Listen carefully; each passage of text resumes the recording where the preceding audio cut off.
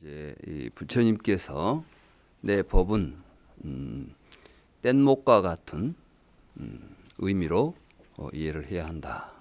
이런 말씀을 하셨습니다. 그래서 오늘은 부처님께서 왜 부처님의 법을 뗏목처럼 이해하라고 하시는가, 이 부분에 대해서 좀 더 깊이 있게 살펴보는 시간을 갖도록 하겠습니다. 제가 말씀드렸듯이 부처님께서는 우리에게 업보는 있지만 작자는 없다. 이게 불교의 가장 핵심이 되는 공의 도리다. 자바암경에서 이런 말씀을 하셨다는 것을 여러분들에게 말씀드린 바가 있습니다. 업보가 있지만 작자가 없다. 이 두 가르침을 우리가 잘못 이해할 경우에 두 가지 극단을 취하게 됩니다. 업보가 있다는 측면을 붙잡게 되면 업보가 있으니까 그 업에 따라서 윤회가 있겠구나, 이런 생각을 하게 되겠죠. 우리 주변에서 불교는 업설이기 때문에 업설에 의지해서 윤회설을 이야기하고 있다. 심지어는 윤회를 부정하는 사람들은 불교도가 아니다. 이렇게까지 생각하시는 분들도 계십니다. 그런가 하면 부처님은 또 작자는 없다라고 말씀을 하셨습니다. 작자가 없다고 한다면은 윤회하고 돌아다닐 주체가 없다는 이야기 아닙니까? 업을 지어서 보호를 받는 작자가 없다고 한다면은 윤회설이 부정될 수밖에 없지 않나, 이런 이야기가 되는 것이죠. 그러면은 부처님께서는 윤회를 업보를 있다고 이야기하셨을 때는 마치 윤회가 있다고 말씀하신 것 같고, 작자가 없다고 말씀하신 걸 보면은 뭐 윤회가 없다는 이야기 같기도 하고, 이게 참 애매모호하다. 여기에서 이제 많은 오해가 있고 또 논란이 있는 것입니다. 우리 주변에서 현재까지도 이 문제가 굉장히 심각하게 논의되고 있습니다.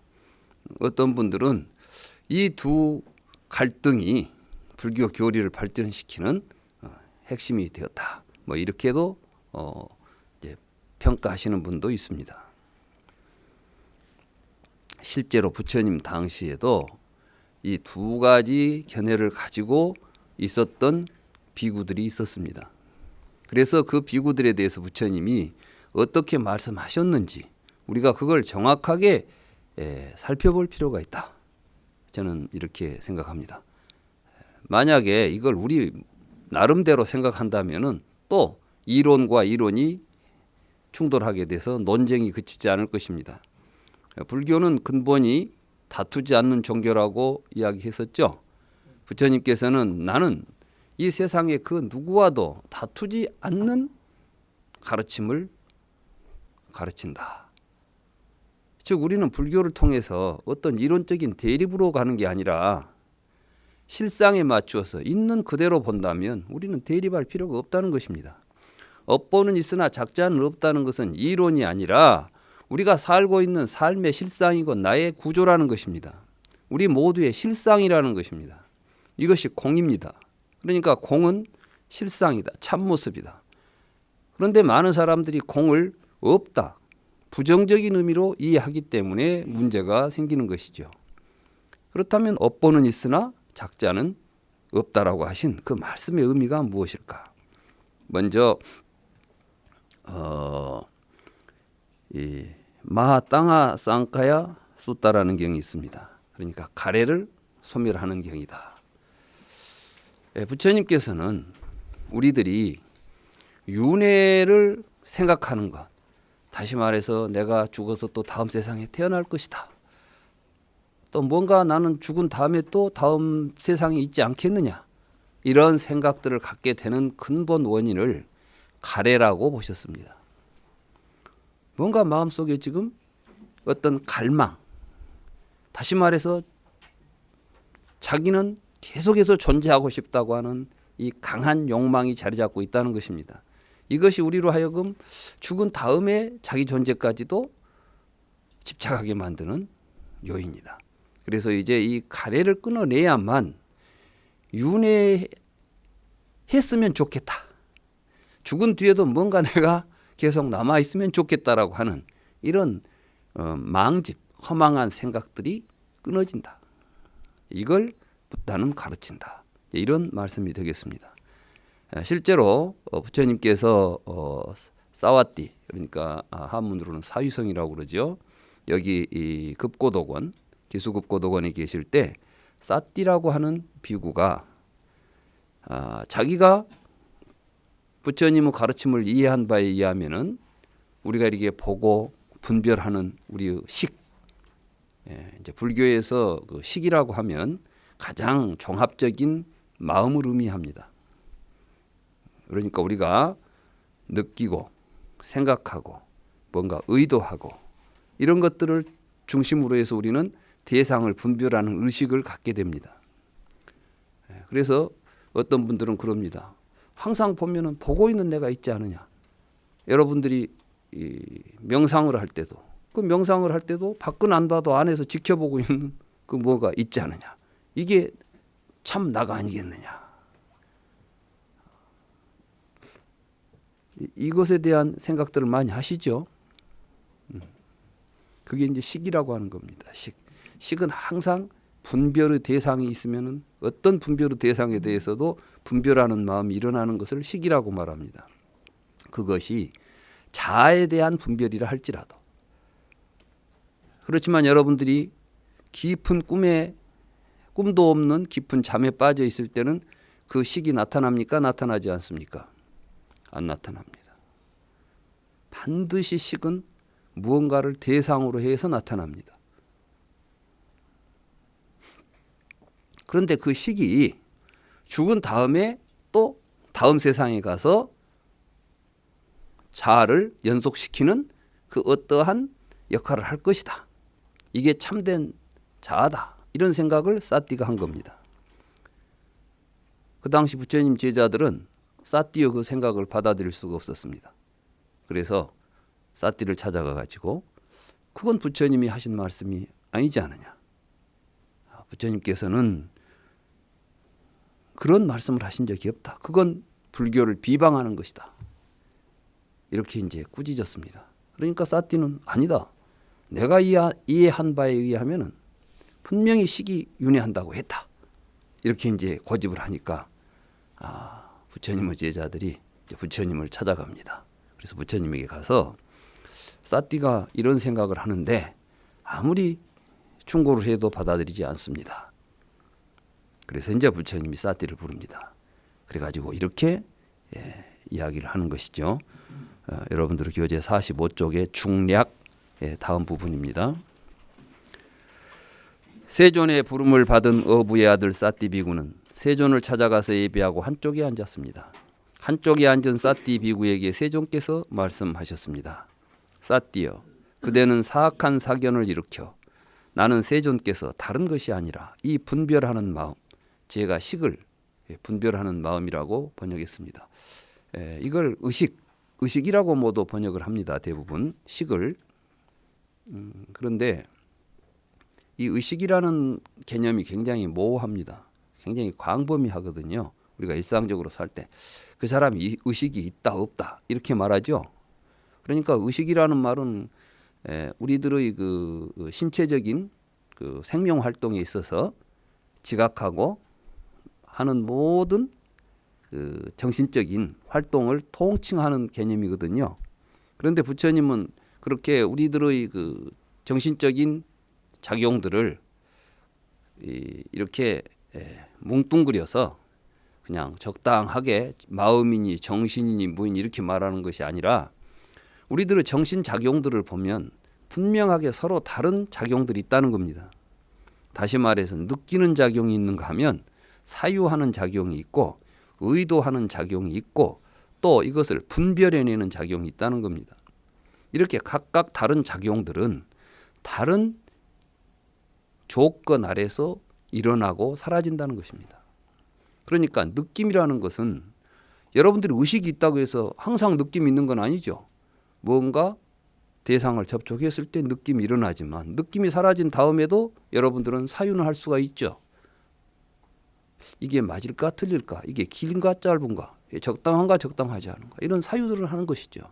이 사유가 또 끝난 다음에도 여러분들은 뭔가 내가 오늘 무엇을 할까, 그런 것이 없이도 여러분들은 바깥 대상을 보고 분별할 수도 있고, 이러한 다양한 우리들의 의식세계를 그냥 통틀어서 정신이다, 정신이 하나 있어가지고 여러 가지 일을 한다, 여러분들은 그렇게 생각합니다. 다시 말해서 여러분들은 마음이 하나 있어가지고 느끼기도 하고 생각하기도 하고 보기도 하고 뭘 의도도 하고 통칭해서 그냥 마음이다. 부처님은 그렇게 말씀하시지 않았습니다. 그건 말씀하시지 않은 이유가, 부처님은 다른 이론을 가지고 있어서 그런 게 아니라 실제로 부처님께서 우리의 마음을 통찰해 보시니까 느낌이 일어날 때는 반드시 느낌이 일어나는 조건이 있으면 일어나고, 조건이 사라지면 그 느낌은 사라져 버린다는 것입니다. 이제 여러분들이 불교 수행을 통해서 확인해야 될 지점들입니다. 경전에 나오는 말씀은 이론으로 여러분들이 이해하고 그런가 보다 하고 그냥 짐작으로 가지고 다녀야 될 여러분들의 지식 체계가 아니라 촉을 연하여 느낌이 발생한다라고 말했으면 촉이 뭘까? 자, 여러분들이 어떤 느낌이 일어났을 때 이 느낌은 왜 일어났을까? 이렇게 반성해 보는 겁니다.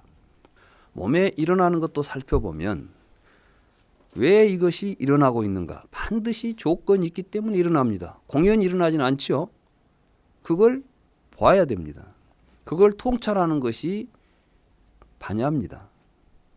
그래서 이렇게 부처님께서는 말씀하십니다. 그러면 사띠여, 그대가 이야기하는 그 분별하는 마음,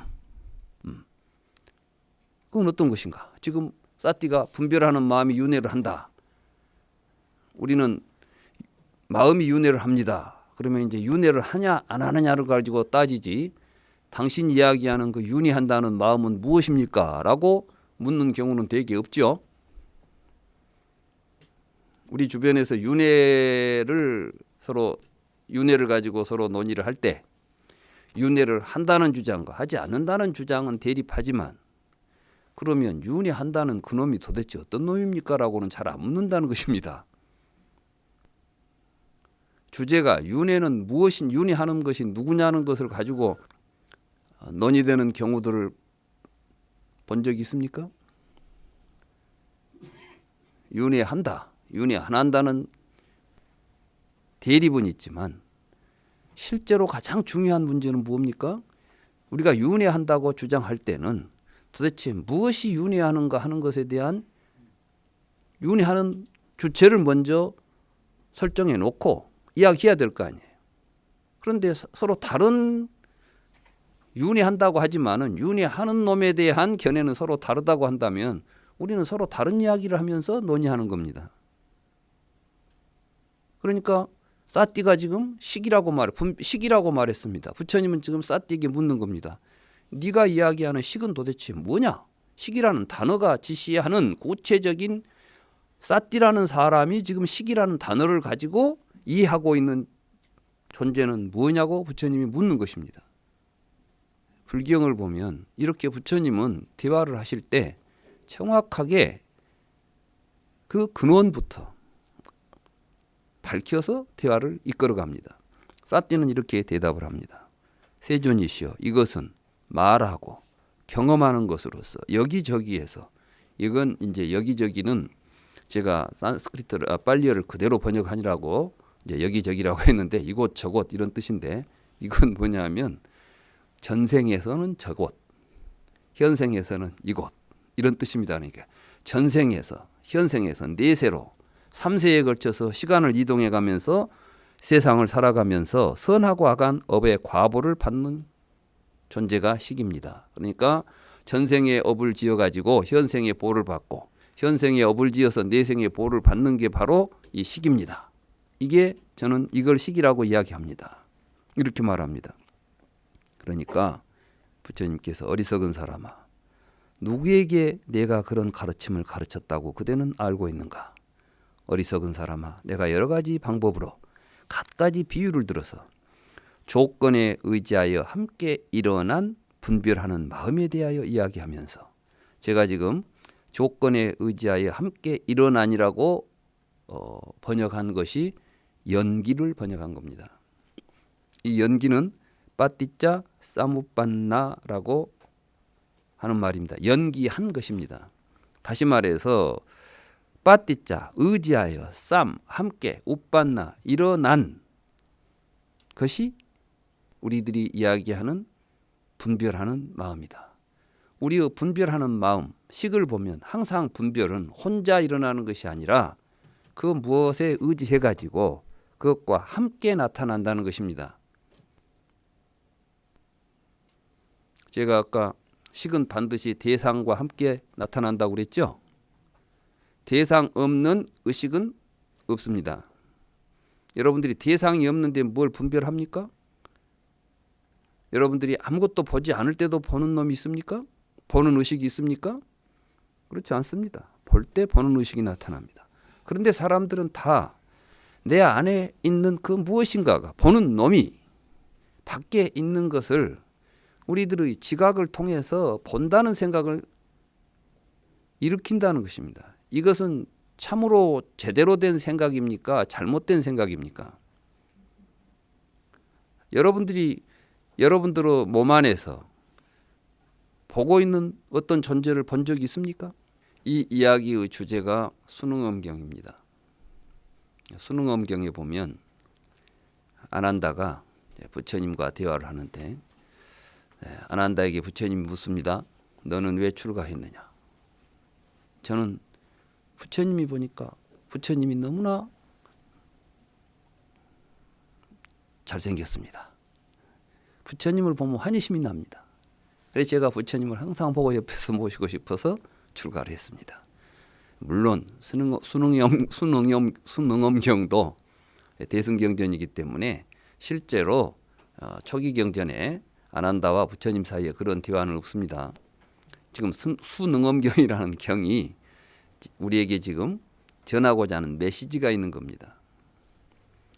그래서 이제 부처님에게 아난다가, 저는 부처님이 너무 좋아서, 부처님이 너무 멋지게 생겨서, 그러니까 뭐가 그렇게 좋단 말이냐? 부처님이 얼마나 멋집니까? 30 이상 80 종호를 갖춘 멋진 부처님. 부처님만 보면 좋습니다. 부처님에게 애락심이 일어났습니다. 이렇게 말합니다. 이때 애락이라는 말입니다. 이제 가래 이런 것과 굉장히 깊이 연관되어 있습니다. 특히 우리들의 자아의식 속에 가장 중요하게 자리 잡고 있는 것이 애락심입니다. 여러분들은 여러분 자신을 가장 사랑하시죠?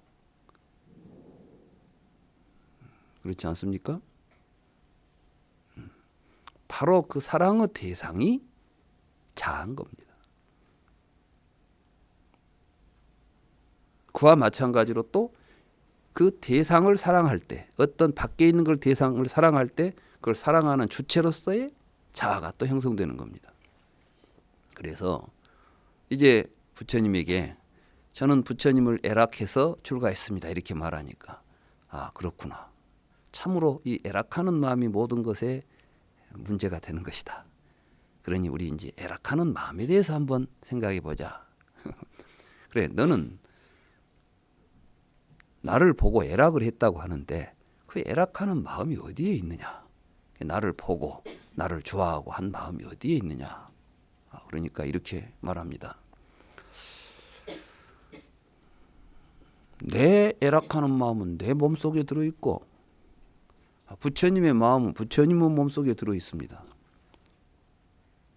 그리고 그 마음이 어디서 일어났느냐?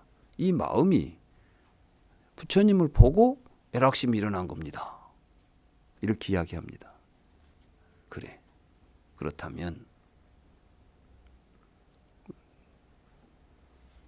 내 얼굴이, 내가, 내 눈, 이제 이렇게 이야기하죠. 이제 아난다가 눈으로 내 마음이 눈을 통해서 부처님을 봤습니다. 이렇게 말하니까, 그러면 이제 지금 뭐가 있어야 되냐면 눈하고 마음이 있는 곳을 정확히 알아야 될 거 아닙니까? 그럼 마음이 있는 곳을 한번 살펴보자. 네 마음이 눈을 통해서 나를 봤다니 눈은 어디에 있고 마음은 어디에 있느냐? 그러니까 부처님의 눈은 부처님 얼굴에 붙어 있고 내 눈은 내 얼굴에 붙어 있습니다. 그리고 나는 내 마음은 내 몸 안에가 들어있고 부처님 마음은 부처님 몸 안에 있는 거 아닙니까? 이게 이제 중생들이 생각하는, 지금 우리들이 모두가 다 그렇게 생각하고 살고 있죠. 부처님은 일찍이 그것을 연기라고 표현한 것입니다.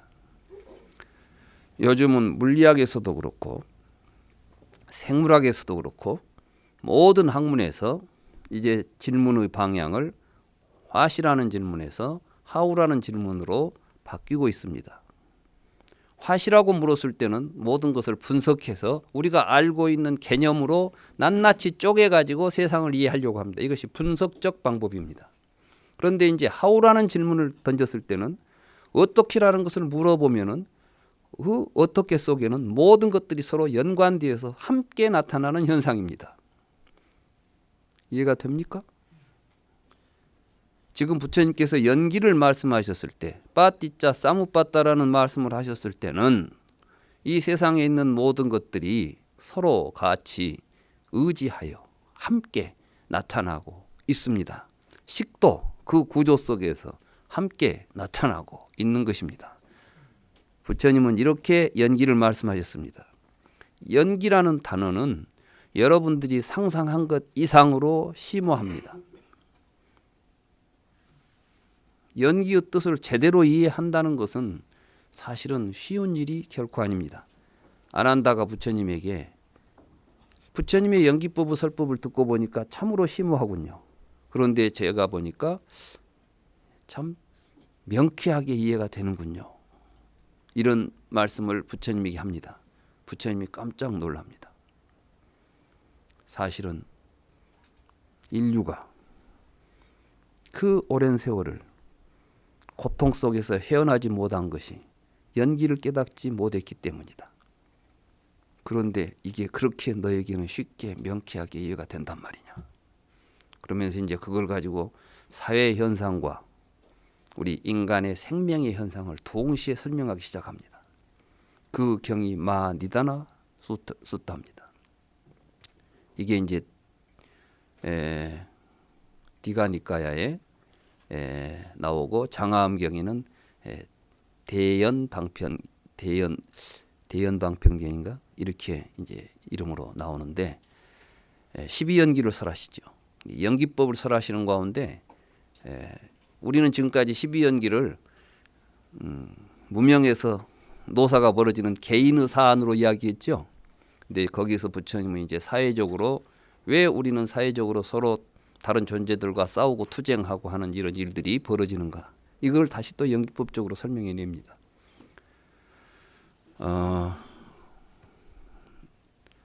사실 이제 이 여러 니까야들을 읽다 보면 이 연기에 대한 이 스펙트럼, 이게 이제 이 보여주는 이런 여러 가지 그 편차들이 너무나 광범위해가지고 참으로 심오한 것이구나. 그런데 이제 부처님은 이런 말씀을 하셨어요.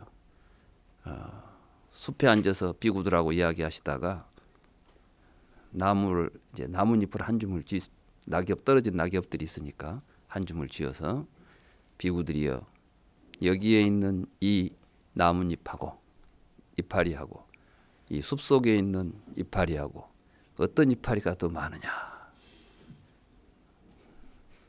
우습죠?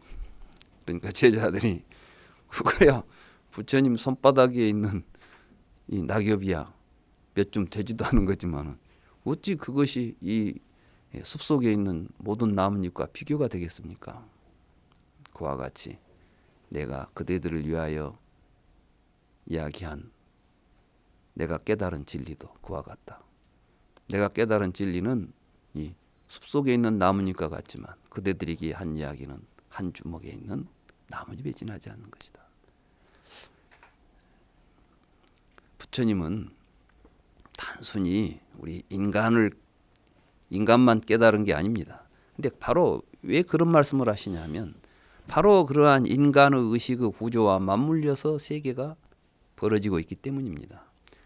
그걸 다 이야기하려고 한다면은 어찌 다 이야기하겠느냐. 나는 가장 중요한 이런 이야기들만 해주고 있는 것이다. 이런 말씀이죠. 그런데 이런 연기를 이야기하신 분이 지금 어떤 개체가 있어가지고 내 몸 안에 있는 무엇이 돌아다닌다고 말할 수 있겠습니까? 그래서 그때 이제 이 순응엄경 이야기를 좀 더 해야 됩니다. 왜냐하면 사실은 이 순응엄경이 본래 이제 이 선종이 이제 6조 이전에 선종에는 능가경과 능엄경이 선종의 기본적인 그 수행 서적입니다. 근간으로 했던 서적이고 이제 6조 이후에 그 선가에 뭐랍니까 그 근본으로 삼았던 경전이 금강경으로 이제 옮겨오는 것은 남종선입니다. 이전에는 이제 능엄경 또는 능가경 이런 경들이 선수행에 있어서 굉장히 중요하게 선의 지침서가 되었던 것입니다. 그래 이제 부처님은 아난다에게 이렇게 묻습니다. 그래 눈은 이제 아난다는 지금 우리 얼굴에 붙어 있는 걸 눈이라고 보고 있는 거죠. 그리고 눈을 통해서 우리 마음이 바깥에 있는 세상을 본다고 지금 이야기하는 겁니다. 그래 부처님은 아난다에게 다시 묻습니다. 그래 네 눈은 얼굴에 있고 네 마음은 네 몸속에 들어있다고 한다면 그러면 밖에 있는 것들을 어떻게 보느냐. 그러니까 이 몸 안에 있는 마음이 눈을 통해서 밖을 봅니다. 그래 그렇다면 비유하자면 이렇단 이야기냐. 우리가 지금 이 강당에 앉아 있는데 저 창문을 통해서 밖을 보듯이 이렇게 본단 말이구나. 모두도 이제 또 눈은 마음의 창이라고 그러지 않습니까? 눈을 통해서 밖을 보지 않아요?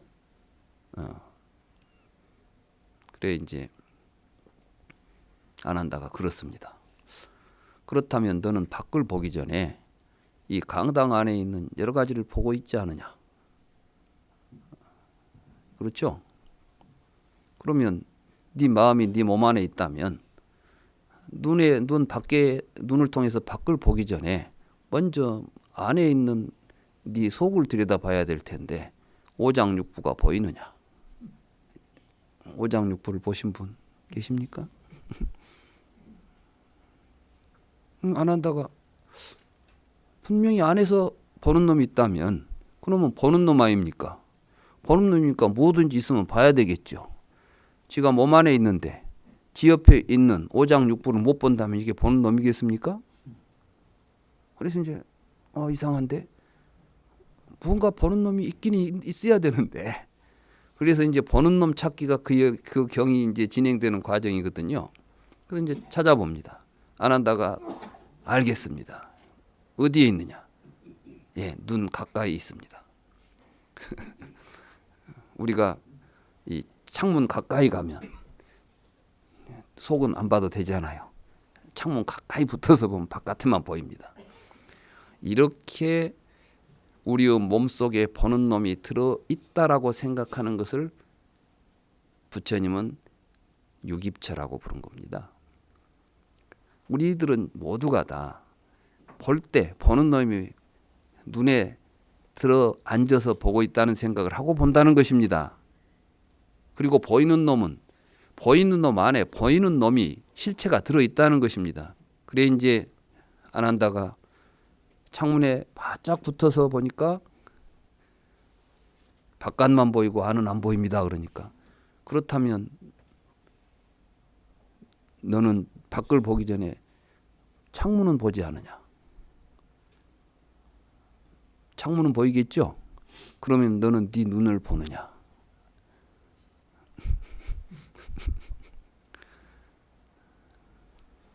아난다가 그래 이제 여러 가지 아난다의 생각이 오고 가는데 제가 그 책을 본 지가 오래돼서 구체적인 이야기는 잘 모르겠습니다만은 거기에서 그런데 사람들은 계속 따라다니면서 뭘 하냐면 이제 뭔가 아난다가 찾아낼 때까지 같이 가려고 합니다. 여러분도 그놈은 어디가 있는가 지금 부처님도 그걸 찾아라고 묻고 있는 줄로 여러분들은 생각합니다. 그것이 없는 줄 깨달으라고 하는 이야기입니다. 그러니까 눈치 빠른 사람은 한마디에 끝나고 모르는 사람은 책을 다 읽고도 계속해서 어디가 있는가를 찾고 있을 겁니다. 이게 이제 부처님께서는 지금 식이라는 게 안에가 있는 게 아니다.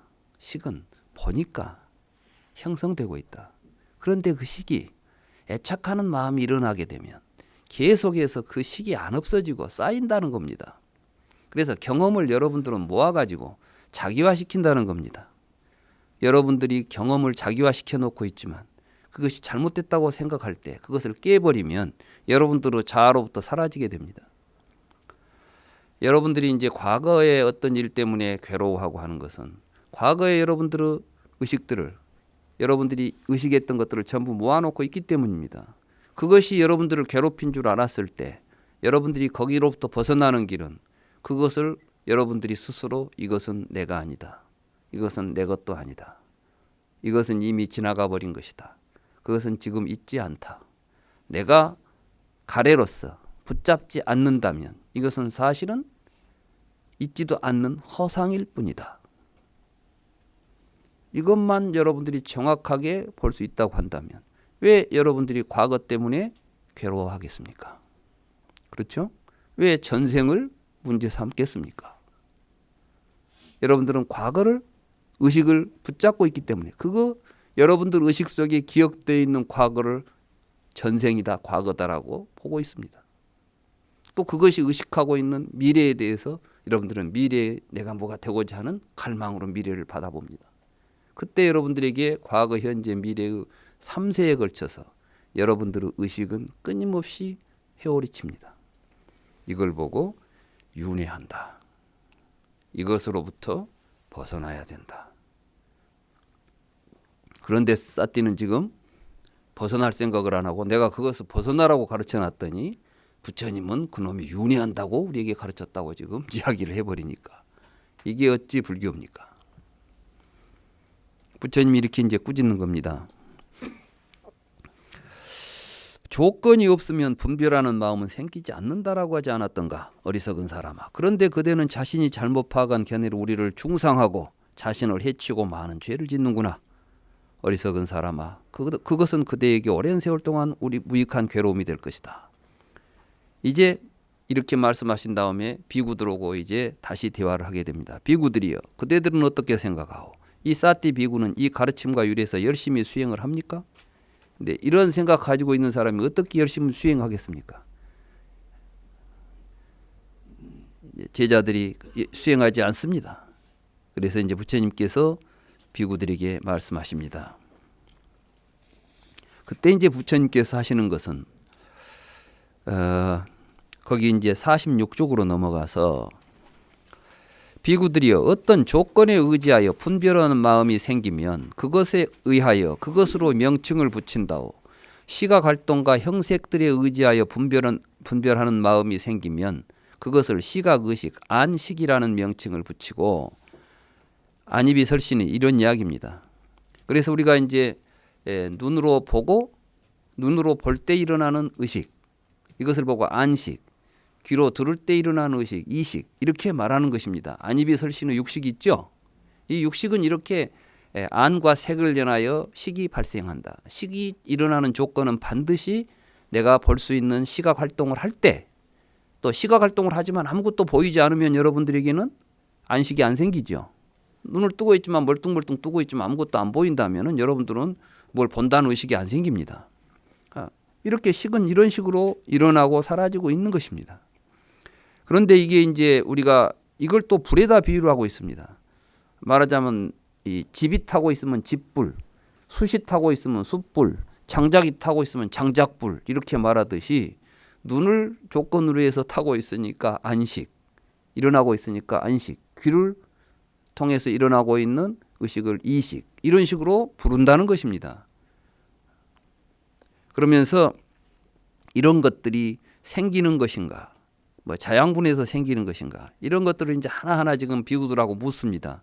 이것은 무엇이냐 하면은 부처님 당시에 부처님의 제자들은 이렇게 명상을 했다는 것입니다. 다시 말해서 선정 수행은 이런 식으로 했다는 것입니다. 지금 우리 주변에서 선정 수행을 할 때 이게 이제 육조 해능 스님이 말씀하신 정해가 즉등하는 것입니다. 일체로서 일어나는 것입니다. 다시 말해서 여러분들이 어떤 것이 분별이 일어날 때 이 분별이 지금 일어나고 있구나라고 거기에 집중할 수 있는 것을 정이라고 합니다. 집중하면 반드시 무엇이 일어나고 사라진 것이 보이지 않겠습니까? 이것을 정확하게 바라보고 있는 것을 해라고 합니다. 그러니까 정해가 정다움의 해가 일어나겠습니까? 해 아니죠. 함께 이게 이제 불교의 선정입니다. 부처님께서는 인도 당시에 여러 가지 선정법이 있었습니다. 여러분도 잘 아시다시피 요가라는 게 바로 선정법입니다.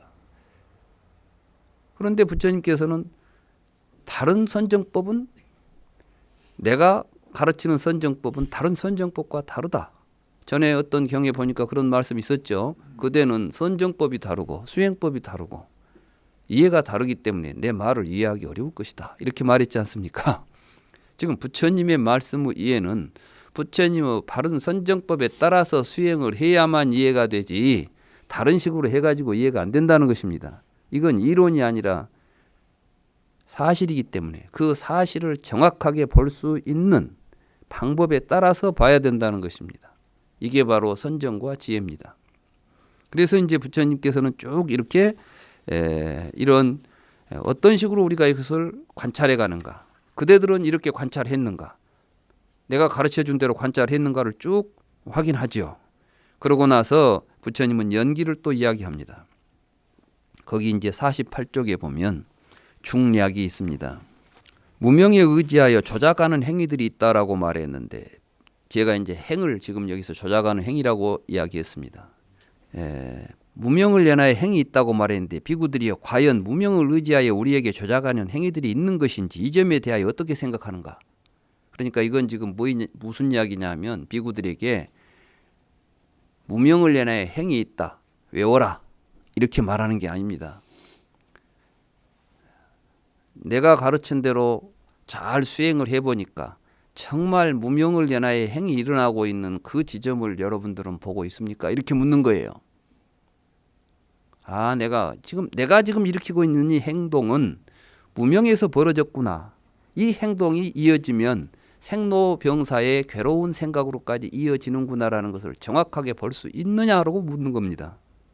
그런데 지금 우리들에게 12연기설은 이론이 되어 있습니다. 어떤 이론이 되어 있냐면 3세 양중인과설이라고 하는 이론이 되어 있습니다. 3세 양중인과설은 어느 누구도 반야로서 통찰할 수가 없습니다. 왜? 무명과 행은 현재 일입니까? 과거 일입니까? 3세 양중인과설에서는 과거의 두 가지 인이라고 합니다. 전생에 벌어졌던 일이래요. 전생에 무명 때문에 업을 지어가지고 현생에서 식을 받았답니다. 그래가지고 그 식도 어떤 식이냐면 지금 여러분들 의식도 아니에요. 이 식은. 이 식이 태에 들어와가지고 명색으로 자라서 육입이 갖추어진 다음에 세상에 나오면서 촉이 벌어진다는 겁니다. 그래가지고 촉을 통해서 살면서 촉수에 취를 하고 살다가 죽으면은 새로운 유가 생을 받는다는 겁니다. 그러면 여러분들이 죽기 전에는 유, 생, 노사는 관찰할 수가 없겠죠. 할 수 있겠습니까? 없겠습니까? 그런데 부처님께서는 연기를 역순으로 관하라 했는데 뭘 놓고 관합니까? 이론을 놓고 사유해야 됩니까?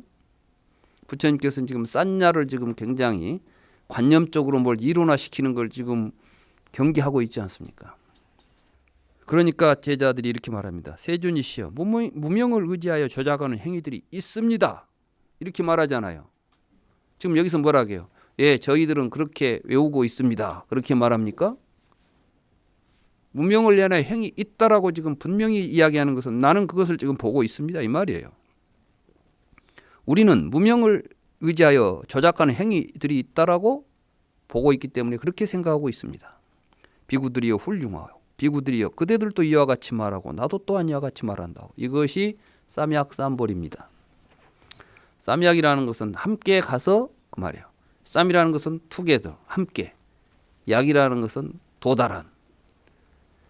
마지막에 가서 무명을 내나의 행이 있다는 지점을 나도 가서 깨달았고 그대들도 가서 깨달았으면 이게 쌈약입니다. 그리고 쌈볼입니다. 쌈볼이라는 것은 함께 깨달은 겁니다. 똑같이 깨닫게 되는 지점입니다. 그래서 이제 이게 12연기를 쭉 그렇게 다 이야기합니다. 그러고 나서 49쪽으로 넘어옵니다. 거기 이제 위에서부터 한 열 몇째 줄 하나 둘 셋 열한 두세 줄쯤 가면 이것이 있는 곳에 이것이 없는 곳에 이것이 없고 이것이 소멸한 이것이 소멸한다. 지금 이제 연기를 부처님이 설할 때는 반드시 유전문과 환멸문을 설합니다. 유전문과 환멸문. 다시 말해서 무엇이 있으면 무엇이 있다. 무엇이 사라지면 무엇이 사라진다. 무명이 있으니까 노사가 있었다면 무명이 사라지면 노사가 사라지는 지점을 정확하게 각자가 보고 깨닫도록 하는 겁니다. 이게 부처님의 설법입니다. 근데 우리는 보면 되게 유전문에 대한 논의는 많이 하죠. 무명으로부터 12연기 이야기하면 무명을 내놔야 노사가 있다 이런 이야기를 하는데 무명이 사라지면 노사가 사라진다는 이 구조에 대해서는 별 관심이 없어요. 근데 사실은 무명이 있으면 노사가 있다는 이야기만 가지고는 불교가 아무 의미가 없습니다. 무명이 사라져서 노사가 사라져야 우리가 고통으로부터 벗어나는 목적이 달성되는 거 아니겠습니까? 그리고 이제 이 부분도 이것이 있는 곳에 이것이 없고 이것이 없는 곳에 이것이 없고 차 무고 피 무를 제가 이렇게 번역한 겁니다. 근데 이것이 있는 곳에 저것이 있고 이것이 일어나면 저것이 일어난다. 우리가 뭐 또 이렇게 번역하지 않아요? 근데 이제 이 번역에도 좀 저는 이의를 제기합니다. 왜냐하면 지금 부처님이 관하고 있는 것은 이것 저것을 관하는 게 아니라 지금 자기 마음에서 일어나고 있는 이 마음이 한 곳에 있습니다. 한 곳에 있기 때문에 거기서 일어나는 모든 것들이 이것입니다. 우리의 지시어는 저것은 자기로부터 좀 한 발 멀어져 있는 걸 저것이라고 부르죠. 이것이 뭡니까? 컵이죠. 이것이 뭡니까? 마이크죠. 이것이 뭡니까? 책이죠. 저것이 뭡니까? 이렇게 말하잖아요.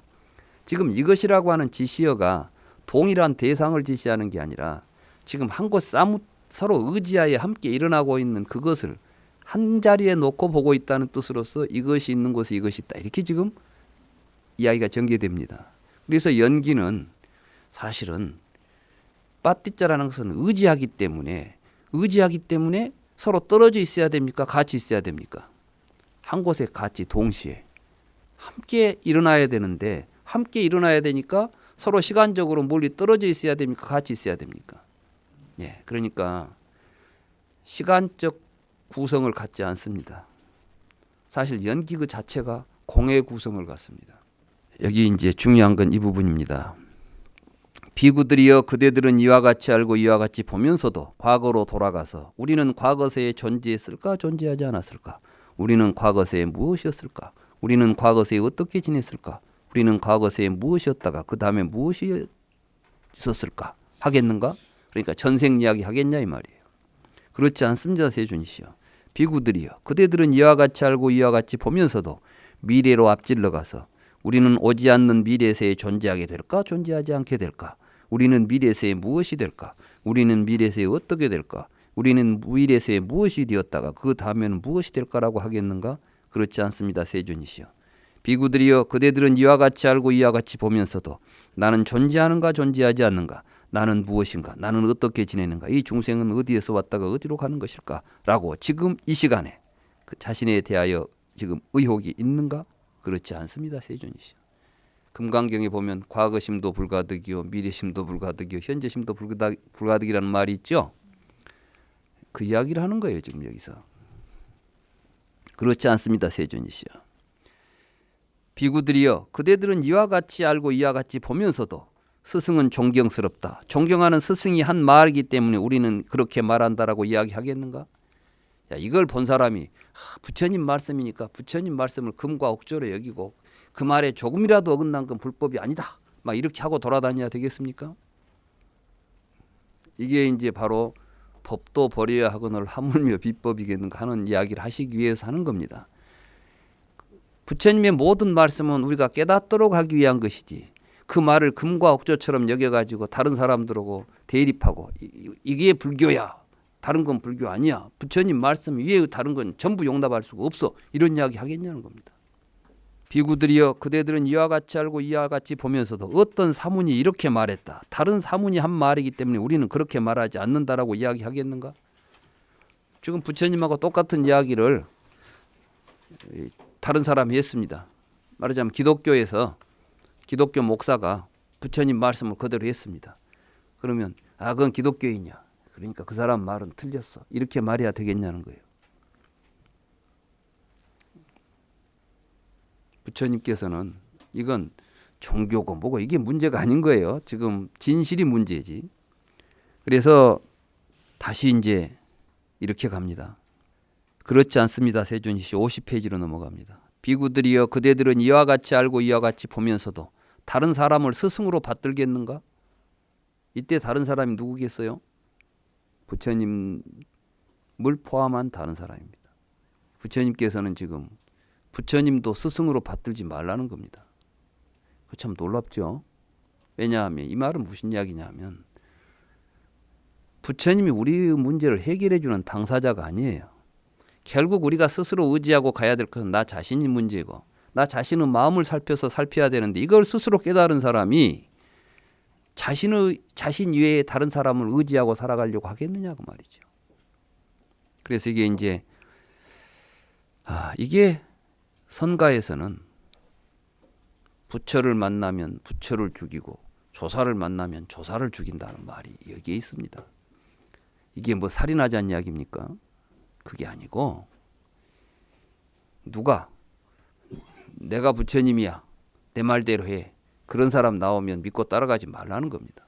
어떤 조사가 내가 깨달았어, 내가 가르쳐 줄게, 안 된다는 겁니다.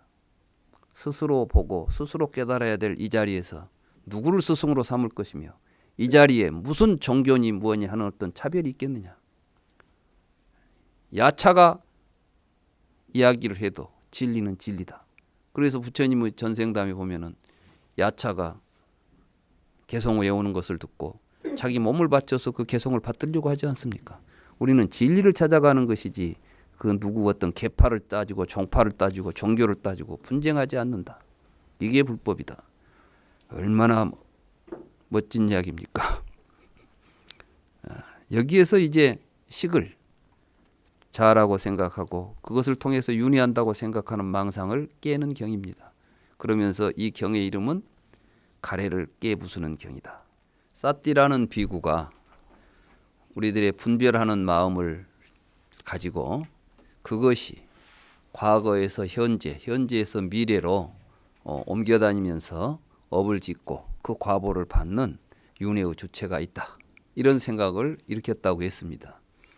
이것은 아마도 부처님께서 항상 업을 이야기하고 업보에 대한 말씀을 하시기 때문에 그러한 오해를 한 것이었을 것입니다. 그러나 아까 말씀드렸듯이 업보는 품사적으로 말하면 동사입니다. 작자는 품사적으로 말하면 명사입니다. 부처님께서는 이 세상을 업보의 구조이지 작자의 구조가 아니다. 다시 말해서 이 세계는 동사적 구조를 가지고 있지 명사적 구조를 가지고 있지 않다는 말씀을 하신 것입니다. 우리가 좀 품사적으로 이야기를 하자면 그 동사적 구조를 공이라고 말씀하시는 것입니다. 그러니까 공중무색이다. 이 말은 무엇이냐 하면 빗방울이 떨어지는 가운데 비는 없다는 것입니다. 우리가 지금 비가 구름이 비가 되고 비가 강이 되고 강이 바다가 되고 바다가 뭐가 되고 이런 식으로 자꾸 이야기를 하죠. 그런데 실제로 구름이 비가 됩니까? 아닙니다. 구름이 비가 될 수가 없습니다. 구름은 구름인데 무슨 구름이 비가 됩니까? 구름을 우리는 물방울이 하늘에 떠다니고 있으면 구름이라고 부르는 것이죠. 그러니까 구름의 실체는 명사입니까? 동사입니까? 구름이 하늘에서 안 떠다니면 우리는 그걸 구름이라고 부르겠습니까? 다시 말해서 물방울이 하늘에 떠서 돌아다니면 돌아다니니까 떠서 돌아다니니까 구름이라고 부르는 것입니다. 그런데 이게 무거워가지고 땅으로 떨어져 내리면 그때 우리는 뭐라고 부릅니까? 비라고 부릅니다. 그러니까 비는 인연 따라서 나타나고 인연 따라서 사라지는 것이지 비가 하늘에서 내려오는 일이 없다는 것입니다. 반야심경에 보면 공중부생 무수상행식 이러죠. 그 공 가운데는 그건 뭐냐면 동사적 구조를 가지고 움직이고 있는 세계의 실상 가운데는 명사라고 부를 만한 것이 사실은 없다. 그게 공중부생 무수상행식인 것이죠. 그게 뭐 어렵습니까? 심오합니까? 우리가 일상적으로 보고 있는 것들을 우리가 헛보고 있으니까 헛보지 말고 있는 그대로 잘 보라고 하신 말씀입니다. 불교가 뭐 그리 어려운 이야기를 하고 있거나 우리가 불교를 어렵게 보는 것은 우리가 지금 헛생각을 가지고 보니까 그런 것이지 생각만 바로 가지면 다 그대로 우리의 삶을 이야기하는 것입니다. 다시 말해서 정견을 가지면 모든 게 다 해결되는 문제입니다. 네, 그렇기 때문에 팔정도 가운데 제일 앞서 있는 게 뭡니까? 정견입니다. 정견 없는 수행은 수행이 아닙니다. 불교 수행이. 그런데 우리는 정견은 어디 던져버리고 어떤 수행을 할까만 이야기합니다. 뭐 윗바사나를 해야 돼, 염불을 해야 돼, 참선을 해야 돼, 무엇을 해야 돼. 자꾸 이 방법에다만 이게 문제라는 것이죠. 정견을 가지고 하면 염불을 하든 윗바사나를 하든 무엇을 하든 정견대로 하면 되는 거예요. 그래서 아까 사띠도 정견을 갖지 못하기 때문에 부처님은 말씀을 오해하듯이 이제 아리타라는 비구가 등장합니다. 그 아리타라는 비구는 또 어떤 생각을 하느냐.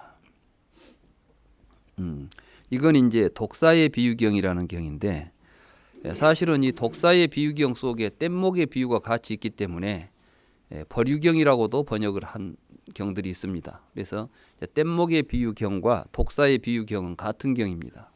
이 경은 왜 설해지게 되냐 하면은 아리따라고 하는 비구가 자기가 부처님 가르침을 이해하기로는 부처님께서는 장애법, 다시 말해서 열반을 장애하는 여러 가지 해탈을 장애하는 법들이 있다. 그러니까 아마 욕심내고 뭐 이런 것들이죠. 불교에서 말하는 이제 수행의 장애가 되는 법들, 그러니까 바르지 못한 삶이죠. 이런 것들을 부처님이 이제 말씀하셨지만 자기가 볼 때는 그 부처님께서 장애가 된다는 그런 거 행해도 별 문제될 것이 없다고 생각한다. 이런 견해를 갖습니다. 물론 여기에 아리타 비구가 이 단견을 가졌다. 뭐 이런 이야기는 없습니다. 그런데 이 생각은 왜 가졌겠습니까? 무아를 오해하면 나라고 할 만한 것이 없다 이렇게 되면 아무렇게나 살아도 된다. 또 내가 죽어서 다음 세상에 업보를 받지 않는다면 윤회가 없다고 한다면 뭐 이 세상 살 때 멋대로 살면 되지 않겠습니까? 사람들이 왜 선행을 행하느냐? 다음 세상에 좋은 세상 가려고. 뭐 이런 것도 굉장히 많이 작용합니다. 칸트 같은 철학자도 신은 존재해야 된다. 왜 신이 존재해야 됩니까? 그러니까 우리가 착한 일을 했는데 그 보상을 받지 못하고 죽어버렸다. 그러면 다음 세상에 가서 그 보상을 우리에게 해줄, 그걸 책임질 존재가 필요하다는 겁니다. 그러니까 영혼도 불멸이다. 칸트 이렇게 본 사람입니다. 우리 영혼이 죽어서 그 사람도 독실한 기독교인입니다. 그러니까 아무리 철학을 했어도 그 사람의 의식은 철학자 의식이 아닙니다. 말하자면 기독교의 훈습된 의식이죠. 부처님은 그런 걸 다 분석한 거예요. 칸트 철학을 부처님이 읽은다면 부처님은 칸트를 보지 않고도 이 사람은 기독교를 이렇게 받아들였고 이렇게 이해했고 이렇게 살았던 사람이구나라고 다 알 수가 있을 것입니다. 숨길 수가 없습니다. 그걸 다 깨부수고 있는 그대로 볼 수 있는 이게 참된 수행인 것입니다. 그런데 내가 아무리 착한 일을 해도 누가 봐준 사람도 없고 죽은 뒤에 보상도 없다면 내가 그 할 필요가 있겠어요, 없겠어요? 지금 요즘 사람들이 이제 그 자연과학의 교육을 많이 받았죠. 자연과학에서는 영혼이 있다거나 뭐 이런 이야기 하지 않죠. 특히 이제 물질을 가지고 다 설명하려고 하지 않습니까? 유물론이라고 소위 이야기하는 겁니다. 유물론은 그러면 뭐냐? 불교적 관점에서 보면 유물론도 물질로서 어떤 존재를 가지고 세상을 설명하려고 하는 이론입니다. 불교는 물질과 정신이라는 개념이 없습니다. 아비달마 불교 때 색법과 신법이라는 구분을 하게 됩니다. 근데 부처님은 색법, 신법이라는 구분을 하지 않습니다. 모든 현상은 연기라고 하는 것으로서 표현하지 색이 있거나 심이 있다고 하는 이 두 개의 물질과 정신이라고 하는 이원적 구조가 이 세상을 이루는 토대라고 말한 적이 없습니다. 우리가 이런 것들을 정확하게 불경 속에서 읽어내야만 부처님의 가르침을 바르게 이해할 수가 있는 것입니다. 불교가 마치 여러 가지 과학적인 관점을 가지니까 현재 물리학이나 이런 데서 이야기하는 유물론적인 이런 걸 은근히 부처님은 사대설을 또 은근히 가지고 있는 것이 아닌가. 뭐 우리 몸을 설명할 때 사대로 설명했거든요. 부처님께서 우리의 몸을 사대로 설명한 게 아닙니다. 우리의 몸을 그 당시 사람들이 사대로 이해하고 있기 때문에 몸이라는 게 어차피 네 가지 그런 구성으로 되어 있다고 한다면 하고 사람들에게 이 몸의 이 실체성 없음을 설명하기 위해서 그 당시 사대라는 개념을 가지고 사람들에게 설명했던 것이지 부처님이 사대를 요소라고 생각해서 하신 게 아닙니다. 그렇기 때문에 부처님은 사대에 대해서 또 규정을 어떻게 하냐면 사대도 무상하고 허망한 것이다. 그러면 이게 뭡니까? 사대도 허망하다면 실체가 아니란 이야기 아니겠어요? 그 당시 인도의 철학자들은 사대는 실체라고 봐서 마하붓다, 대라고 불렀습니다. 우리가 보통 사대, 마하붓다 이런 뜻입니다. 위대한 존재, 변치 않은 존재, 실체 이런 뜻입니다. 부처님께서는 사대를 사계라고 불렀습니다. 다투. 이 다투라는 말, 계라는 말이 또 굉장히 중요합니다. 이 계라는 말도 지금 개념적으로 굉장히 오해되어 있습니다. 이 계라는 말은 식하고 연결됩니다. 이 계라는 것은 서로 이렇게 같은 종류끼리 나누는 분류하는 경계선들입니다. 그래서 부처님은 유유상종하는 것이 계다 그랬어요. 뭐 우리가 보통 계 그러면은 뭐 이거는 탁자 이런 것들은 어디에 속하냐면은 이제 가구계에 속하죠. 그러겠죠? 계라는 것은 이렇게 경계를 그어서 인식하는 걸 의미해요. 이 경계가 무엇 때문에 그어지냐면은 식 때문에 그어진단 말이죠. 그러면은 무엇을 우리는 흙이라고 지계라고 불렀을까? 부처님이 이렇게 말합니다. 지 그러면 딱딱하다고 느껴진다. 그때 지라는 말이 사용된다.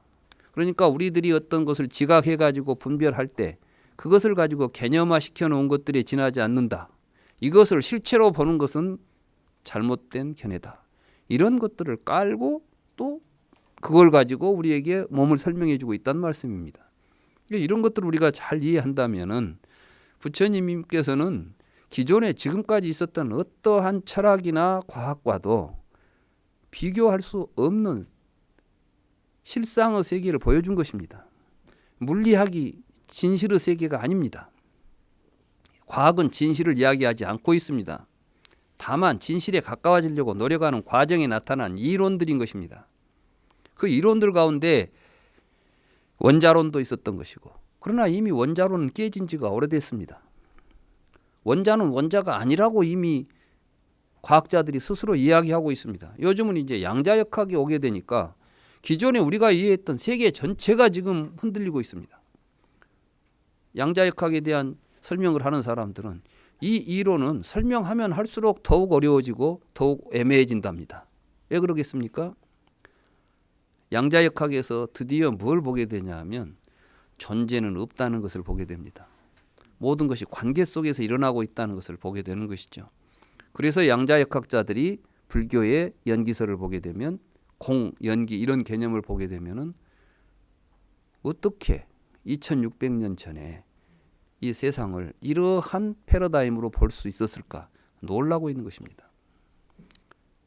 저는 확언하는데 앞으로 20, 30년 이내에 우리 불교도들이 정말 이렇게 제대로 부처님 법을 잘 공부만 한다면 이 세상은 과학과 불교가 한 덩어리가 돼가지고 이 세상을 새로운 의식세계로 변화시킬 것입니다. 우리는 그런 것들을 분명하게 인식하고 함께 공부해 나가야 합니다. 저는 미래는 불교가 가장 중요한 역할을 할 것이다. 토인비 같은 역사학자도 20세기의 가장 위대한 사건은 무엇입니까? 역사적으로 가장 기록될 만한 사건은 무엇입니까? 라고 물었을 때 토인비의 말은 놀랍게도 불교가 서구에 소개된 것이다. 다시 말해서 서양 사람들이 불교를 받아들이기 시작한 게 20세기에 일어난 가장 획기적인 사건이다. 아마 불교는 어쩌면 서양에서 다시 동양으로 돌아올지 모릅니다. 지금 동양은 서양을 쫓아가고 있습니다. 그런데 실제로 서양에서는 그들의 한계를 보고 불교 쪽으로 오고 있습니다. 우리가 이제 선진국이 되려면 제가 볼 때 이 불교를 잘 공부하면 다른 나라보다 한 3, 40년은 앞서가는 나라가 될 것이라고 믿습니다. 아무튼 이렇게 자아가 없다는 이러한 생각을 가지고 이제 그 무아라는 생각을 잘못 오해했기 때문에 아무렇게나 살아도 된다는 생각을 하는 것입니다. 그러면 아무렇게나 살아도 행복하다면 아무렇게나 살아도 좋겠죠. 그런데 아무렇게나 살면 행복합니까? 요즘 자연과학이 이제 아무렇게나 산다는 것은 욕심대로 지 욕심껏 지 하고 싶은 대로 하고 사는 겁니다. 요즘 자연과학을 열심히 배운 우리 젊은 학생들이 아주 열심히 그렇게 삽니다. 거리낄 것이 없죠. 욕망을 절대로 감추지 않습니다. 옛날에는 욕심을 내면은 욕 얻어 먹었습니다. 근데 요새는 욕심을 안 가지면 병신 취급을 합니다. 그렇잖아요? 뭔가 지금 막 의욕을 가지고 막 자기를 자아실현이라는 이름 아래서 자아실현이 뭔가 교육의 목표가 자아실현인데 그걸 가만히 제가 분석을 해보니까 욕심껏 살아라 이제 이 말이더라고. 그러니 이 사회가 얼마나 지금 이 욕망을 부추깁니까?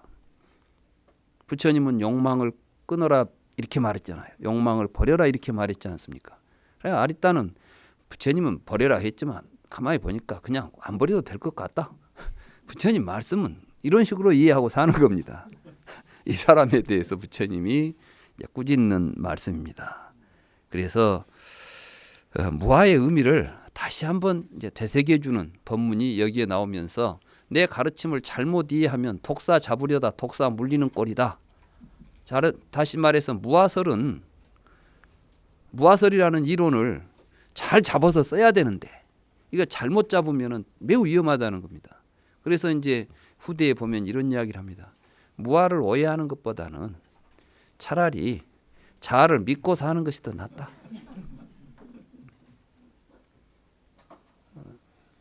사실이 그렇습니다. 차라리 내세가 있다고 믿고 조심조심 사는 놈이 낫지. 내세도 없으니까 내 멋대로 살아 이렇게 사는 것이 그러면 이 무아는 이 사람이 아리따가 이야기하는 무아는 뭡니까? 명사로서의 자아가 없다는 겁니다.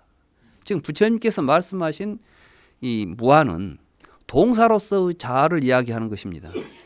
우리는 동사로서 존재하지 명사로서 존재하지 않는다는 이야기를 하기 위해서 지금 무아를 이야기했습니다. 그런데 아리따는 아예 그냥 죽으면 그만인 것이니까 아무렇게나 살아도 된다. 그러니까 이 동사로서 자아가 아무렇게나 사는 자아가 될 수밖에 없지 않습니까? 부처님께서는 지금 무아이기 때문에 어떻게 살아야 됩니까? 동사로서 살아야 되니까 행동을 잘하고 살아야 된다는 이야기 아니에요. 실제로 여러분들이 무슨 직함을 가져서 행복해지던가요? 제가 초등학교에서 중학교를 갈 때 이제 아주 그때는 그 중학교부터 시험을 보잖아요. 이제 인류학교를 가야 된다. 재수까지 해가지고 인류학교를 갔습니다. 인류학교를 가서 보니까 하나도 달라진 게 없어요. 아니 오히려 더 힘들더라고.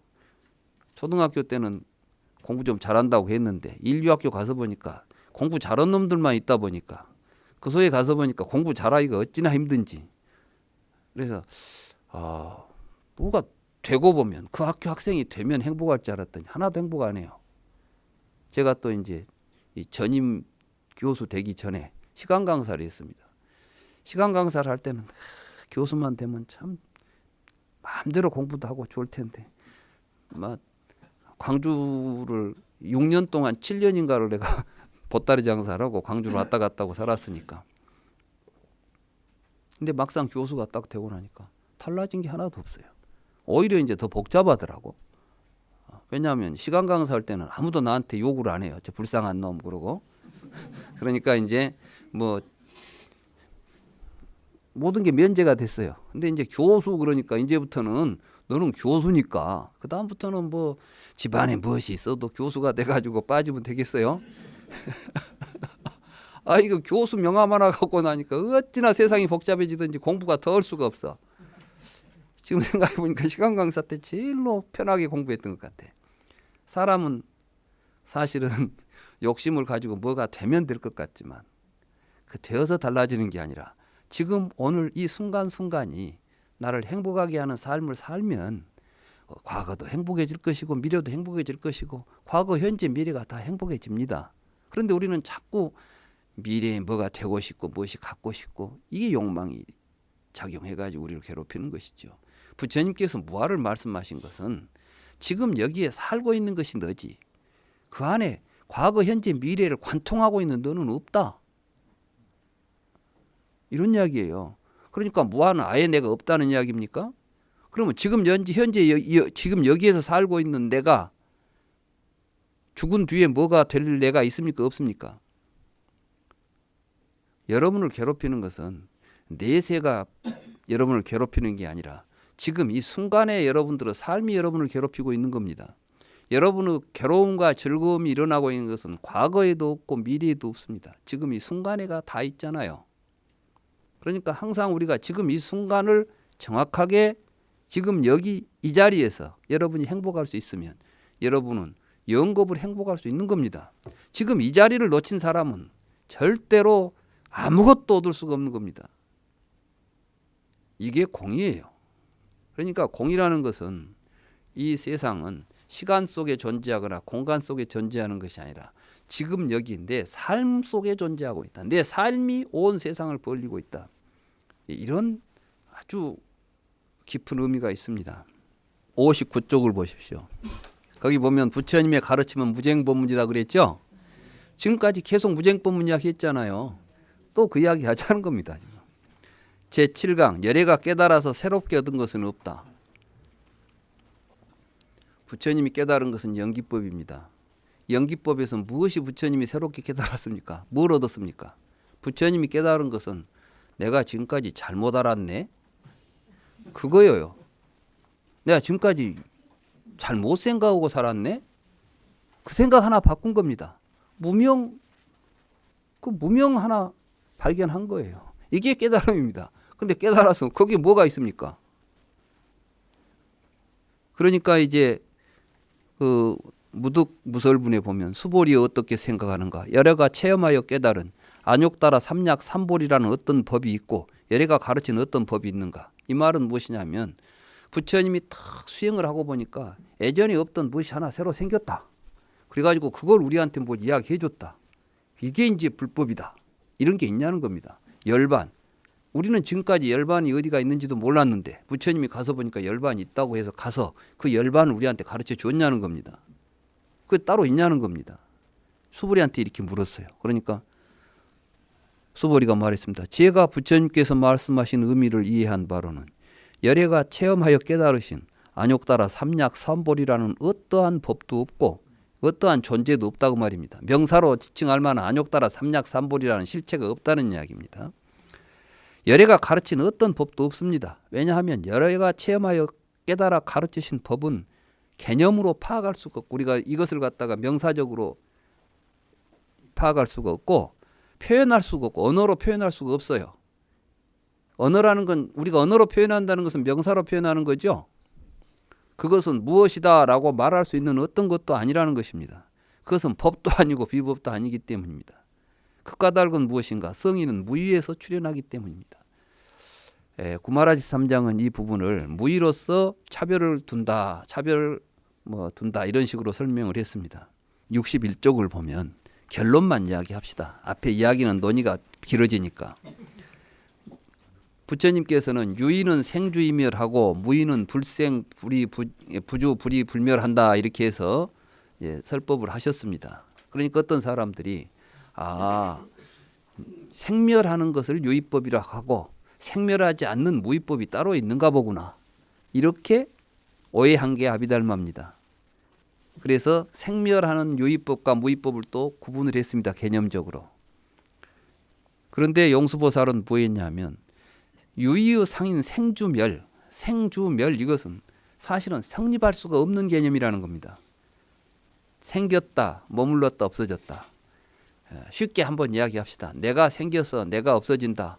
그러려면 내가 있어야 생겨서 없어지겠습니까? 내가 없어야 생겨서 없어지겠습니까? 있으면 생길 필요가 있겠습니까? 없겠습니까? 그러니까 명사를 가지고 생주멸하는 놈이 있다는 말 자체가 사실은 이게 말이 안 되는 소리입니다. 그것을 생주멸이라고 했습니다. 부처님께서는 그러니까 명사적 구조를 가지고 생주멸을 논하는데 이 명사적 구조를 가지고 있는 사람한테는 항상 생주멸이라는 착각 속에 빠지게 되어 있다. 이걸 벗어나면 무의다. 그러니까 이제 명사적 구조를 동사적 구조로 이해한 사람은 생주멸이라는 생각이 없다. 이것이 무의다 이렇게 말했습니다. 그러면 그 명사적 구조가 일어나는 구조가 또 뭐냐면 무명으로부터 노사가 일어나는 12연계 유전문입니다. 그래서 12연계 유전문을 유의법이라고 하고 환멸문을 무의법이라고 부르는 겁니다. 그러니까 유의와 무의는 12연계의 유전문과 환멸문이 유전문 떠나서 환멸문이 따로 있겠습니까? 없겠습니까? 무명의 마음을 깨쳐서 지혜로운 마음으로 가는 것입니다. 이걸 6조 해능선사는 탐진치를 가지고 개정애를 이룬다 그랬죠. 중생은 탐진치로 살고 이 탐진치로 사는 삶을 유의의 삶이다 이렇게 말했고 부처님은 개정애로 살면 이걸 무의의 삶이다 이렇게 말한 겁니다. 그러니까 사실은 유의가 없으면 무의도 없지요. 무의라고 할 만한 게 있어서 말한 게 아니라는 거예요. 지금 부처님의 삶은 무의의 삶을 보여준 것뿐이지 다른 게 아니다. 그 이야기를 금강경에서 하는 겁니다. 모든 성현의 삶은 무의의 삶이다. 이런 이야기를 하고 있는데 그러면 유의하고 무의하고 어떤 차별이 있느냐. 용수보살은 관 삼상품에서 생주멸이 성립하지 않으므로 유의는 없다. 유의가 성립하지 않은데 어떻게 무의가 성립하겠는가. 또 해탈이라는 부분에 대해서도 속박된 자는 해탈할 수 없다. 왜? 속박되어 있으니까. 속박되지 않은 자는 해탈할 수 없다. 왜? 속박되지 않은 놈이 뭐 때문에 해탈하겠습니까? 그러면 속박된 자가 해탈하고 있다. 그럼 해탈하고 있는 놈은 속박된 놈입니까? 아닙니까? 우리는 사실은 이 동사만 있지 명사는 없는데 자꾸 명사를 중심으로 해가지고 명사가 뭐 돼서 무엇이 된다 이런 식으로 생각하려고 하니까 문제가 생긴다는 거예요. 그래서 이제 이런 부분들을 그리고 우리는 결국 부처님이 말씀하신 열반은 여기 이제 그 마지막 결론 부분 봅시다. 들어갈 열반도 없고 벗어날 생사윤회도 없다. 그러니까 생사윤회를 벗어나서 열반의 세계로 가자 우리가 이렇게 말하죠. 근데 실제로 생사윤회를 벗어나서 들어갈 열반이 따로 자리 잡고 있는 것도 아니고 또 열반으로 가려면 벗어나야 될 생사윤회가 있는 것도 아니다. 그래서 이와 같을진데 생사윤회가 어떤 열반과 구별이 되겠는가? 이게 즉 생사와 열반이 둘이 아니다. 이걸 이제 여러분들이 잘 아시는 법성계에 보면은 생사 열반 상공화. 생사와 열반 항상 같이 있지 뭐 생사 따로 있고 열반 따로 있지 않다. 금강경지약이나 중론이약이나 화엄경이약이나 뭐가 다릅니까? 어떤 사람들은 막 경 이름을 가지고 화엄경이 최고 높다 그럽니다. 아함경은 저 밑에가 있다. 가운데가 반야경이 있다. 그건 중국에서 중국 사람들이 만들어낸 그 차별입니다. 실제로 어떤 경도 위아래가 없습니다. 그 근본은 똑같이 흘러갑니다. 여기에서 이제 상황에 따라서 사람들한테 설명해 주기 위해서 언어는 다양하게 표현되지만 근본은 같다는 것입니다. 또 열반품도 그렇습니다. 보면 이제 그 관열반품 제25장 나오는데 그 긴 내용은 집에서 여러분들이 읽어보시기로 하고 65쪽으로 가게 되면 거기 24번 있죠. 65쪽 24번 모든 분별의 정멸, 희론의 정멸, 희론은 이론입니다. 이론, 관념적인 이론. 이것이 길상이다. 그러니까 우리가 열반이라는 것은 여기서는 이제 길상이라고 표현하는데 열반이라는 것은 무엇이냐 그러면은 분별망상, 언어적, 개념적, 명사적으로 세상을 이해하지 않고 동사적으로 세상을 보면서 살면 이게 열반이다. 이겁니다. 근데 실제로 여러분들은 명사적으로 존재합니까? 동사적으로 존재합니까? 예? 여러분들이 명사적으로 존재하려면 그냥 이중표는 안 먹어도 이중표입니다. 처음부터 끝까지. 근데 안 먹는 순간 나는 숨이 끊어지면 이중표가 존재합니까? 존재하지 않습니까? 이중표라는 이름은 그 이름에 상응하는 존재가 이 몸속에 어디에도 없습니다. 그럼 이중표가 계속 존재하려면 뭘 해야 돼요? 부지런히 먹고 숨 쉬어야 됩니다. 그렇죠? 그리고 이중표가 누구냐는 것은 안에가 이중표에 영명한 실체가 있는 거 없습니다. 이중표가 본래부터 막 교수고 막 그럽니까? 아닙니다. 이중표는 교수 노릇 하고 있습니다. 지금. 나는 이제 몇 년 있으면 이제 또 곧 교수 그만둬야 됩니다. 예, 그때 나는 사실 교수 아닙니다. 사람들은 근데 한 번 교수는 영원히 교수다고 그래. 명함을 계속 거기다 바꿔 다니니까.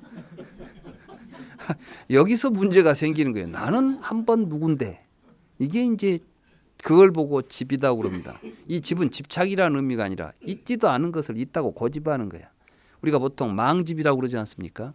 많은 사람들은 집착 그러는데 그게 아니라 허망한 것을 있다고 있는 것으로 착각하고 고집하고 있는 상태입니다.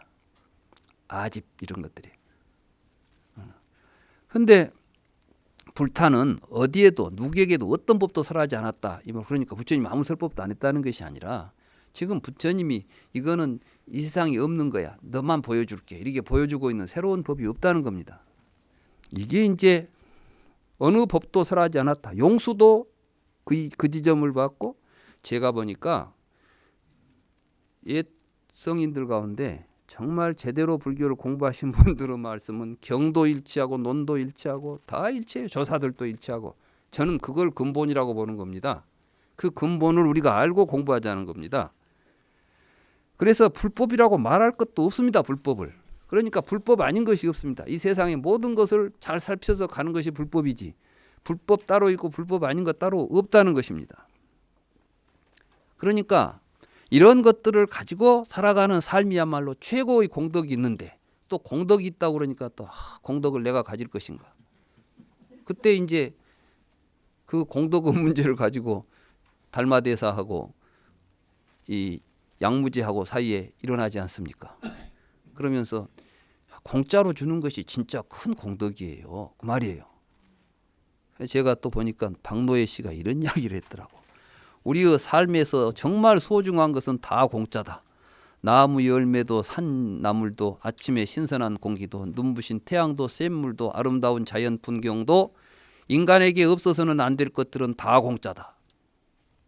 그러죠? 근데 사람들은 공짜의 고마움을 모르고 지가 해놓은 몇 푼을 꼭 돈으로 환산을 하려고 합니다. 그렇잖아요? 저는 뭐 저작권, 사실 저도 이제 저작권이 좀 있어요. 책을 많이 썼으니까 인세도 좀 나옵니다. 제가 항상 그걸 볼 때마다 그럽니다. 그러면서 이제 또 내 책을 인용하려면 뭐 어쩌고 해야 되고 뭐가 이제 이 법이 지 것이 어디가 있다고. 이거 다 부처님 말씀 베낀 건데. 그렇잖아요. 그건 지가 뭘 썼다고. 그 이야기가 뭐 지 이야기가 하나라도 있어요. 다 세상 사는 이야기였고 무엇을 가지고 내 것이라. 이 자본주의 사회가 모든 것을 돈으로 만들어냅니다. 그래가지고 모든 것을 공짜 없이 만들어 버렸습니다. 그러니까 세상이 참 더러워졌습니다. 공짜가 깨끗한 세상입니다. 깨끗이 줘버려야 됩니다. 그냥. 여러분들이 나무가 여러분들에게 산소를 줄 때 돈 내라 가던가요? 여러분 숨 쉬면서 여러분들은 또 공짜로 받으면서 받은지도 모르고 살잖아요.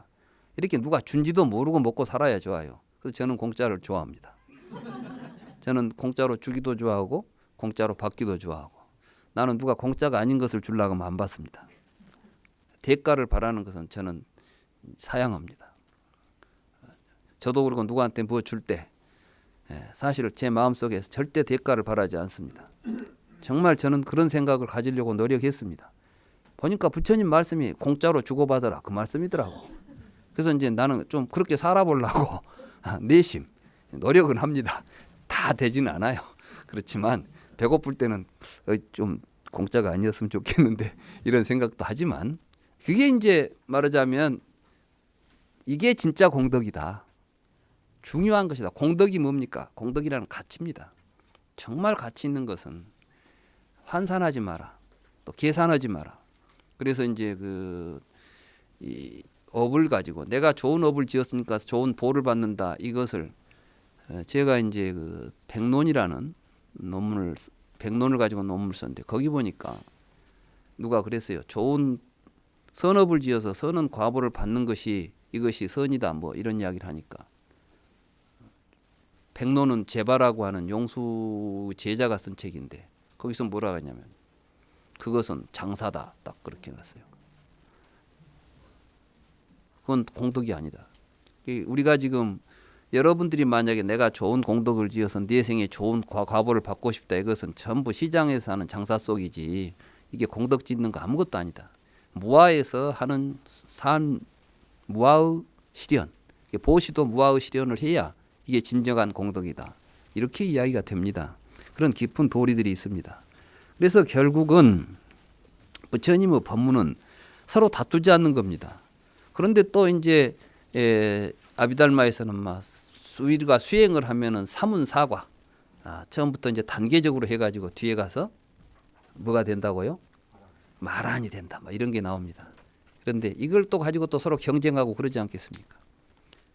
근데 실제로 부처님께서 사문사과 이야기를 경에서 보니까 살아있는 사람한테 등급 매겨준 적이 별로 없어요.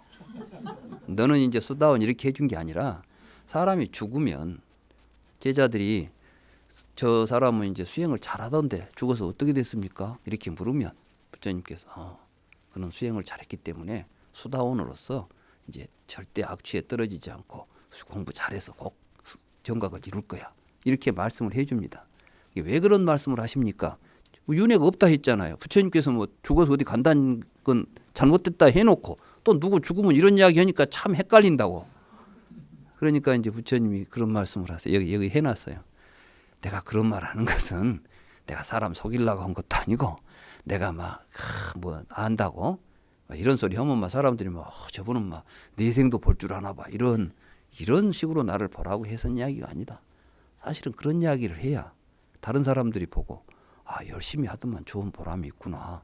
나도 열심히 수행해야 되겠다. 이런 살아있는 사람들한테 그런 마음 일으키라고 한 이야기다. 이렇게 이야기를 하십니다. 그런 경이 나와요. 그래서 제가 이런 경들을 보면서 우리가 지금 부처님의 그 본뜻을 이해하지 못하고 오해하고 있는 부분이 참 많다. 그런 이야기들을 금강경에서 다 하는 겁니다. 그래서 이제 이래저래 하다 보니까 결국 문제는 5일 금강경에 남은 부분을 요약하여 딱 정리해 보니까 업본은 있으나 작자는 없다. 존재는 동사다. 결론이 이렇게 나오더라는 겁니다. 여러분들은 교재 78쪽입니다. 그러죠? 그거 보면 이제 수보리에 어떻게 생각하는가, 뭐 연등불한테 내가 뭐 얻은 것이 있는가 없는가. 부처님이 연등불한테 수기를 받았다고 하는데 금강경에서는 부처님이 연등불한테 수기 받은 게 어떤 부처님만 받은 게 아니다는 겁니다. 지금 여기서 무슨 이야기를 하냐면 부처님이 어떤 사람 얼굴 보고 수기 줬겠냐. 그 선에 선해라고 하는 사람이 어떤 행동을 보였기 때문에 선해가 보인 행동을 통해서 부처님이 수기를 준 것이다. 그렇다면 우리가 선해처럼 그 마음을 일으킨다면 우리도 전부 수기를 받은 거나 다름이 없지 않느냐. 지금 우리가 이 순간 선해의 과거에 연등불한테 수기 받을 때 선해가 어떤 행동을 했냐. 집안에 7대가 모아온 모든 재산을 다 보시합니다. 그리고 연꽃 한 송이를 연꽃을 구하기 위해서 사실은 수행자가 여인하고 결혼하겠다고 세세생생 같이 결혼해서 부부되는 인연을 맺겠다고 수행자로서의 어떤 자기 자리도 던져버립니다. 그리고 나서 부처님한테 꽃을 올리고 부처님이 진 곳을 밟고 와서 자기 몸을 던져서 머리카락으로 진 곳을 가립니다. 이때 그때 부처님이 누구겠습니까? 연등불이라는 한 개인이 땅 밟으려고 하니까 머리카락 깔아줬겠습니까? 거기서 부처님은 어떤 부처님이냐면 모든 생명입니다. 모든 생명이 험한 곳에 가지 않도록 자기 자신의 몸을 던져서 그들에게 행복한 삶을 주려고 하는 이 마음, 이것이 미래의 붓다가 된 것이다.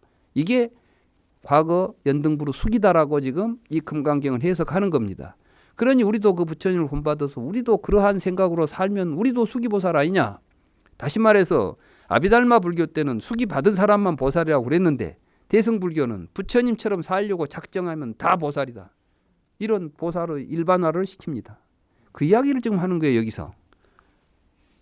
뭐 부처님이 수기 받은 것이 없다고? 그러면 뭐 해야지 하는 이야기야. 이렇게 이야기하면 안 돼요. 여기서는.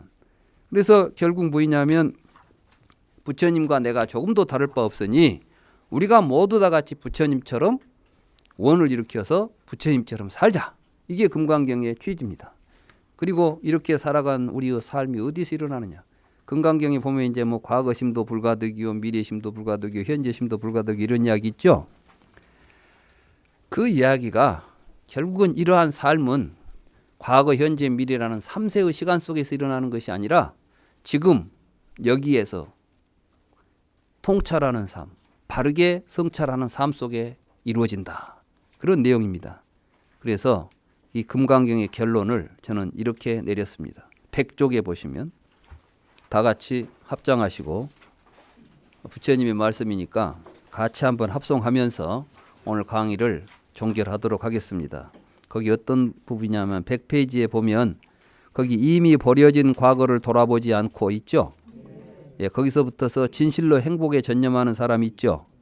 거기가 개송인데 그 부분을 같이 외우면서 오늘 금강경 강의를 모두 마치도록 하겠습니다. 다 같이 합장하시고 이미 버려진 과거를 돌아보지 않고 아직 오지 않은 미래를 갈망하지 않는 사람, 현재의 법을 그때그때 그곳에서 통찰하는 사람, 지배되지 않고 동요하지 않고 그것을 알고 실천하는 사람, 내일 죽을지를 그 누가 알겠는가, 오늘 열심히 해야 할 일을 하면서 대군을 거느린 죽음의 신과 결코 타협하지 않는 사람, 이와 같은 삶을 열심히 살면서 밤낮으로 게으르지 않는 사람, 그를 진실로 행복에 전념하는 사람, 평온한 성자라고 부른다네. 그렇게 살 수 있겠습니까? 금강경을 통해서 지금 여기에서 항상 우리 자신의 삶을 통찰하고 그 속에서 일어나는 지혜와 자비를 마음껏 세상에 펴는 그러한 삶이 되시기를 기원합니다.